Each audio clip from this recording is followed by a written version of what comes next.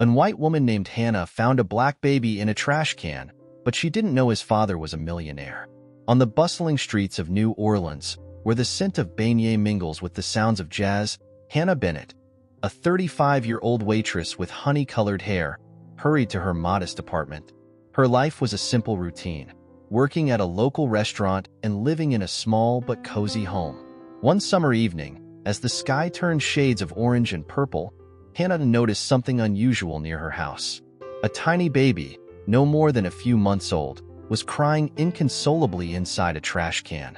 Her heart broke at the sight, and without a second thought, she rushed to the baby and scooped him up.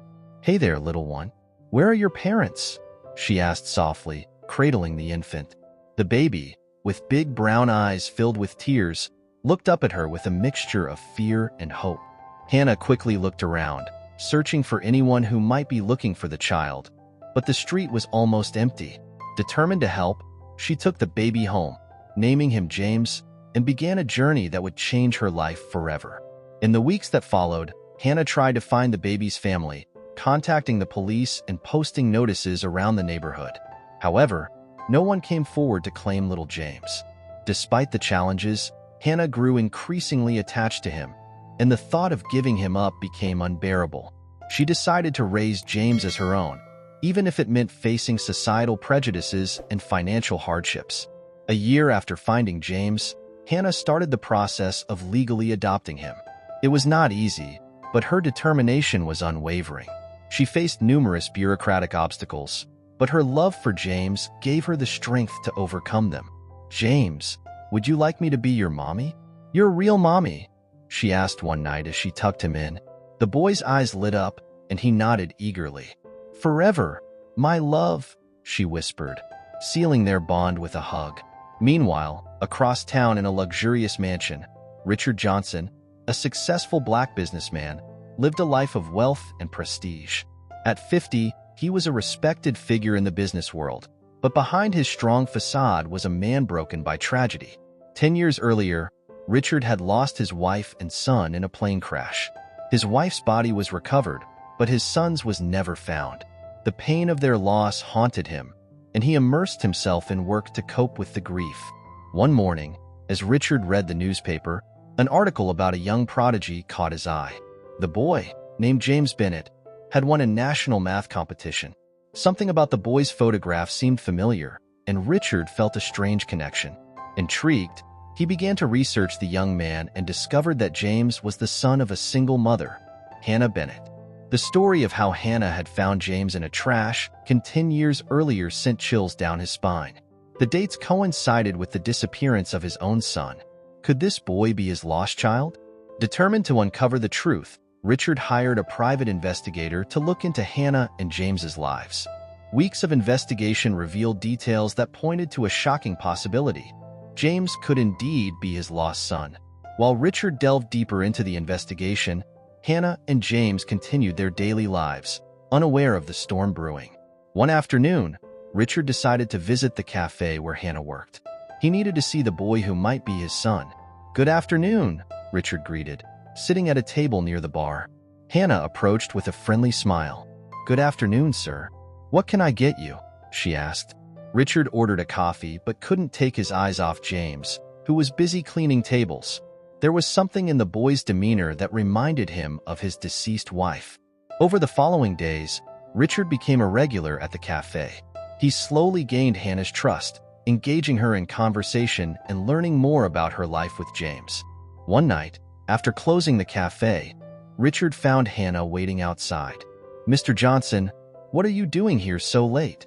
she asked, surprised. Richard looked at her with intensity. "Hannah, there's something important I need to tell you about James," he said. His words struck Hannah like a bolt of lightning. He told her about the plane crash, his lost son, and his suspicion that James might be that boy. Hannah felt her world crumbling. How could the child she had raised as her own for 10 years be someone else's son? "No, it can't be," she murmured, tears streaming down her face. "James is my son. I raised him. I loved him." Richard, moved by her pain, took her hands in his. "I know, Hannah, and I will be eternally grateful to you for taking care of him all these years. But we need to know the truth for James's sake." The following days were filled with emotions for everyone involved. DNA tests were conducted, and medical records were reviewed. Long conversations were held with James, who was confused and frightened by the possibility that his life was a lie. Finally, the results came back. James was indeed the biological son of Richard Johnson. The news was devastating for Hannah. She felt she was losing her son, the child for whom she had sacrificed so much. James was torn between his love for Hannah and his curiosity about his biological father and family history. Aware of the pain he was causing, Richard made a surprising decision.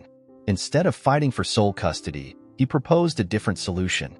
"Hannah, I know this is difficult for everyone, but I think there is a way for all of us to win," Richard said one afternoon as they sat in the living room of Hannah's small apartment. "James is my biological son, but you are his mother in every way that matters. I don't want to separate him from you. Instead, I'd like the two of you to move in with me. We could be a family, the three of us together." Hannah was taken aback. To live with the man who was threatening to take her son away seemed unthinkable, but as she looked at James, she saw hope in his eyes. The boy didn't want to choose between his two parents. "I don't know what to say," Hannah stammered. "You don't have to decide now," Richard said gently. "Take your time to think about it. But I want you to know that I respect you deeply, Hannah. You've been a wonderful mother to James, and I'd like you to continue to be." In the weeks that followed, Hannah struggled with her mixed feelings. She feared losing James, but also felt a growing attraction to Richard, who was becoming more understanding and loving every day. After many conversations and tears, Hannah finally agreed to move in with James at Richard's mansion. The change was drastic. From their small apartment, they moved into a huge house with gardens and a swimming pool. James was excited about the new opportunities, but made sure to spend time with Hannah, constantly reminding her that she was still his mother. Richard worked hard to build a relationship with his son and was becoming more and more attracted to Hannah every day.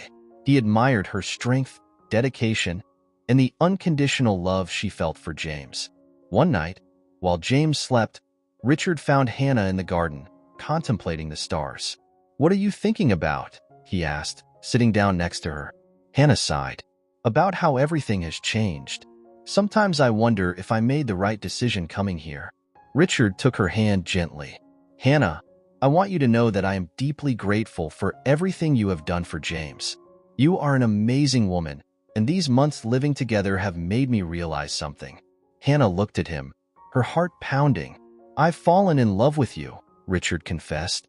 "You're not only the mother of my child, you're the woman I want to share the rest of my life with." Richard's words unleashed a storm of emotions in Hannah. She had fought her feelings for months, fearful that they were the product of gratitude or confusion. But in that moment, looking into the eyes of the man who had changed her life, she knew what she felt was real. "I love you too, Richard," she whispered before their lips met in a passionate kiss. The next few months were ones of adjustment and growth for the new family. James, happy to see his parents in love, blossomed even more in his studies and activities. Hannah, with Richard's support, decided to return to college to finish the degree she had abandoned years before. Richard found a new balance between his family life and his business empire. However, not everything was perfect.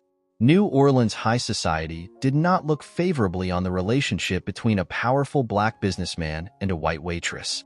Rumors and gossip were constant and often cruel. Hannah faced scornful looks and veiled comments at the social events she now attended with Richard. "Don't listen to them," Richard would tell her, squeezing her hand affectionately. "What we have is real and precious. No one can take it away from us."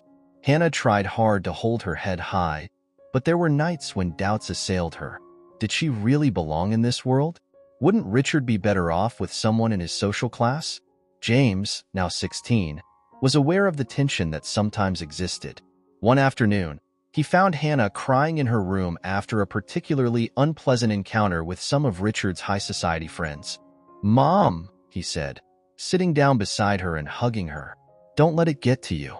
You are worth more than all of them put together." Hannah smiled through her tears, grateful for her son's support. "Thank you, my love. Sometimes it's hard, but I know I have the most important thing, the love of the two of you." Meanwhile, Richard struggled with his own demons.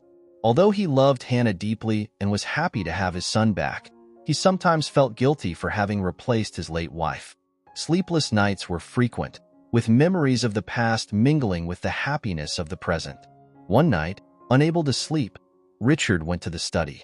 There, in a locked drawer, he kept the photos of his former life. With trembling hands, he pulled out a photograph of his deceased wife holding James as a baby. "I'm sorry, Maria," he whispered to the picture. "I'm sorry I moved on, but I think you would have wanted us to be happy." At that moment, he felt a hand on his shoulder. It was Hannah, who had followed him, worried about his insomnia. "Richard," she said softly, "it's okay to remember her. She will always be a part of you and James." Richard turned to her, tears in his eyes. "How can you be so understanding?" Hannah smiled tenderly. "Because I love you, and loving means accepting everything you are, including your past." That moment marked a turning point in their relationship. Richard realized that he could honor the memory of his deceased wife and at the same time fully love Hannah. And Hannah understood that she was not competing with a ghost but being part of a bigger story. As time went on, the new Johnson-Bennett family grew stronger. James, now in college studying engineering, was the pride of his parents. Hannah had finished her degree in business administration and was now working alongside Richard in the expansion of their business empire, bringing a fresh perspective that was close to the needs of the workers. But fate still had one more surprise in store for them. On James's 20th birthday, during a big party at the Johnson mansion, an unexpected guest made an appearance. He was an older, tired-looking man with a sad expression. He introduced himself as Carlos Ramirez, the pilot of the plane that had crashed so many years ago. "Mr. Johnson," he said in a trembling voice, "I have lived with this guilt for years. I need to confess something to you." Silence fell over the party as Carlos related a story that would change everything they thought they knew. According to him, on the day of the accident, just before takeoff, Richard's wife had asked him for an extraordinary favor. "She asked me to take her son to a park in the city," Carlos confessed. "She said she had a bad feeling about the flight and wanted the boy to be safe. I agreed. I dropped little James off at a park, intending to pick him up after the flight, but then the accident happened." The revelation came as a bombshell. Richard was stunned, unable to process the information. Hannah, with tears in her eyes, remembered the night she had found James. James, for his part, felt his world reeling. "Are you saying that my birth mother saved my life?" he asked in a cracked voice. Carlos nodded, unable to look anyone in the eye. "I'm so sorry. I've lived with this secret for years, racked with guilt. But when I saw on the news that young James had been found and reunited with his father, I knew I had to tell the truth." The silence that followed was deafening. Guests murmured among themselves as the Johnson-Bennett family tried to assimilate this new information. Richard was the first to react. With tears in his eyes, he hugged James tightly. "Your mother saved your life," he whispered. "I always knew she was an angel." Hannah, moved by the scene, joined in the embrace. "And I had the honor of taking care of you and loving you all these years," she said, kissing James's forehead. James, overwhelmed with emotions, looked at both his parents with love and gratitude. "I have the best parents in the world," he said through tears. "Two people who gave me life and saved me, and two who raised me and loved me unconditionally." The party became a celebration of life, love, and the unexpected twists and turns of fate. Carlos, after years of torment, finally found peace in seeing that his act, although motivated by the wrong reasons, had had a happy ending. In the days and weeks that followed, the Johnson-Bennett family had to process this new information. Richard spent hours talking to Carlos, trying to understand his wife's last moments. Knowing that she had had a premonition and had acted to save their son gave new meaning to their loss. Hannah, for her part, felt a deep connection to James's birth mother. "She gave you life twice," she told James one night. "First by being born, and then by saving you from the accident." James, though shocked at first, found comfort in the idea that his birth mother had loved him enough to make that ultimate act of sacrifice. He began to research her, wanting to learn more about the woman who had given him life and saved it. The revelation also had an unexpected impact on New Orleans society. The Johnson Bennett story of love, loss, and reunion became a media phenomenon.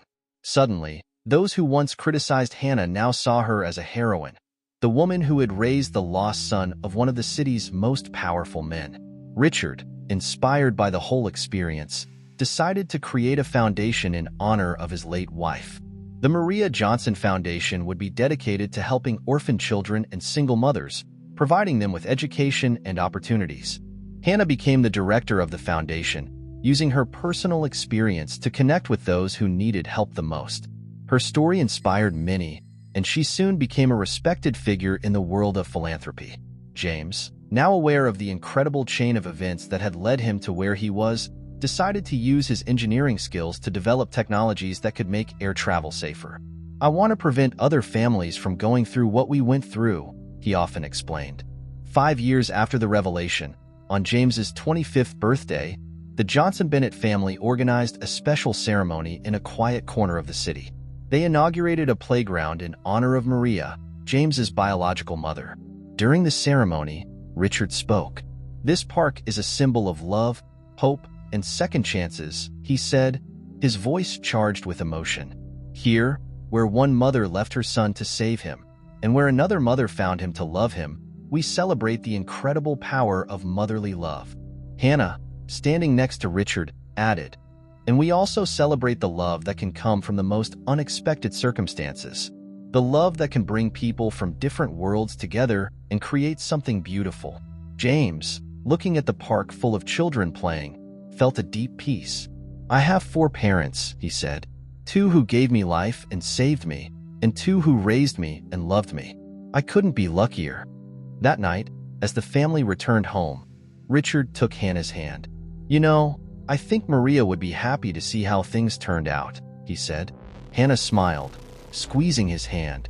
"I think she would, and I'm sure she's watching us, proud of the family we've made." James, sitting in the back seat of the car, looked out the window at the bright stars in the night sky. He thought about the incredible journey that had been his life, the coincidences, tragedies, and miracles that had brought him to this moment. "Thank you," he whispered to the stars, to his 4 parents, to the fate that had woven their lives together in such an extraordinary way. And so, under the starry skies of New Orleans, the Johnson Bennett family continued their journey, united by a love that had overcome all trials, a love that had been born out of tragedy but had blossomed in hope, a love that proved that sometimes the strongest families are those that are formed in the most unexpected circumstances. As the car drove away through the streets of the city, carrying this extraordinary family with it, it was clear that their story, full of twists and turns, of loss and encounters, of pain and joy, was a testament to the power of love and the resilience of the human spirit. A story that would undoubtedly continue to inspire future generations, reminding them that even in the darkest of times, there is always hope, and that love, in all its forms, has the power to heal, unite, and transform lives in ways we could never imagine.